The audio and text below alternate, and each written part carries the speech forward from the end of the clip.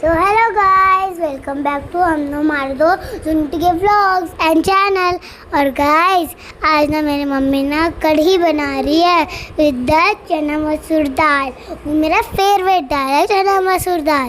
और गाइस ये वीडियो आप एंड तक का देखिए और आप कमेंट करिएगा ये टेस्टी बनाया अच्छा सब खराब तब।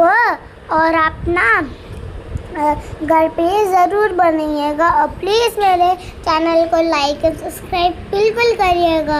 और गाइस ये ना बिहारी स्टाइल है, बिहारी गाँव स्टाइल ये है, कढ़ी है।